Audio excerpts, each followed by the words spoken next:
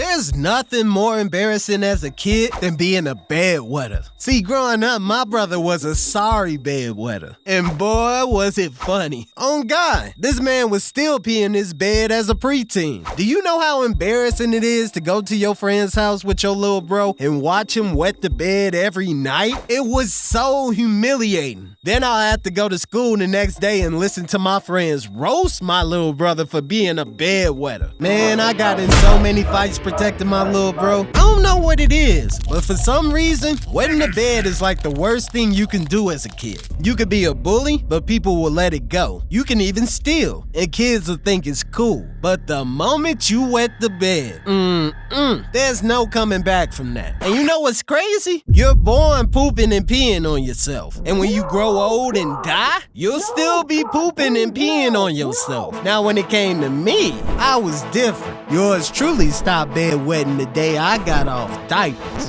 Who am I kidding? I can't lie. I wet the bed too. Man, I don't know what it is, but I guess it runs in the family. Get this right. I was still peeing in the bed at 10 years old. How embarrassing. Most kids stop bedwetting by 7. Now, my parents tried just about anything to stop me from peeing during the night. They stopped giving me snacks and drinks after dinner. I had to use the bathroom before going to bed. They even woke me up in the middle of the night just to use the bathroom. But even after all of that, every morning, I still woke up wet. My dad even went as far as putting the fear of God in my heart. Son, the next time you wake up wet, I'm putting hands on you. And guess what? Still woke up the next morning wet. And come to find out, apparently, bedwetting is hereditary. So this man was threatening to whoop my behind, knowing damn well he was the whole reason I was peeing in the bed in the first place. So this story starts with my trip to my best friend Tony's house. See, Tony was having his 9th birthday, and it just so happened we lived a few doors down the neighborhood. So on the day of the party, my mother and I got ready to leave. But before leaving, she gave me the prep talk. Son,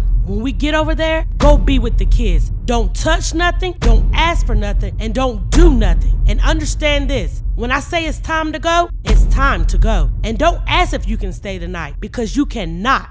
Are we clear? Yes, Mommy. Okay, cool. So we get outside, walk to my neighbor's house, knock on the door, and join the party. So fast forward, and it was time to leave. And this is when things went left. See, right before leaving, Tony's parents asked if the kids could spend the night. Now remember, don't touch nothing, don't ask for nothing, and definitely don't ask to spend the night. So I look at my mom, and from the look on her eyes, I knew not to tempt her. So, in front of the whole crowd, my homie Tony goes, "Lim, you sure you don't want to spend the night?" So I look at Tony, look at my mom's, look back at Tony, then look back at my mom's, and I was like, yeah, I'm sure. But stupid old me couldn't resist the opportunity to spend the whole night at my friend's house. So I go, I mean, if you want me to, I'll stay, but you'll just have to ask my mom. The nerve of this boy. Did he just try me? So Tony goes over to my mother. Lim's mom, can Lim spend the night over? Now my mother's put on the spot. All the parents have said yes, and she would look crazy if she refused. So my mother looks dead at me and says, Lim,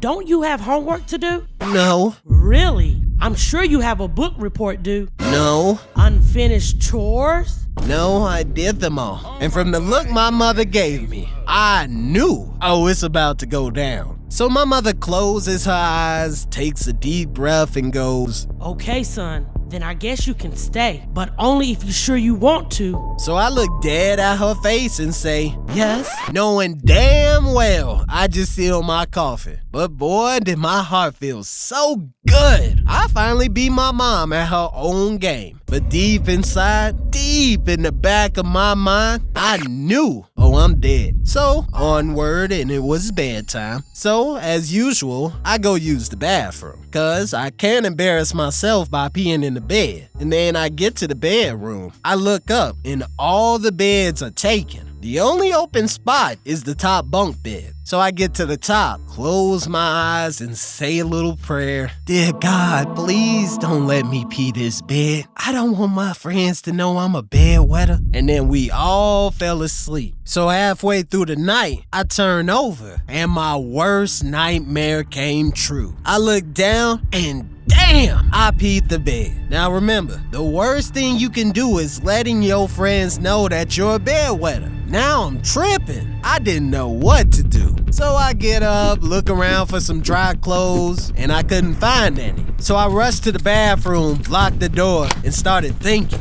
Come on, Lem, think of something. And then an idea came to mind. So I get to the kitchen, fill a cup with water, get back to the bedroom, and pour water on each and every kid while they slept. Oh, you better believe, if I'm waking up with wet clothes, so is everybody. Then I got to bed and fell asleep. The next morning, we all wake up to everyone's shock. We all peed the bed. And boy, were they pissed. Now the whole time, I'm playing stupid. But at the back of my mind, I was having a ball. I couldn't believe my plan worked. So I leave Tony's house with a W, walk all the way back home, open the door, and to my shock, my mother's up early waiting for my behind. Get over here. Hi, Mommy. Don't hi, Mommy, me. Didn't I tell you not to ask for nothing? But, And what is this? I know you didn't embarrass yourself by wetting the bed at those people's house.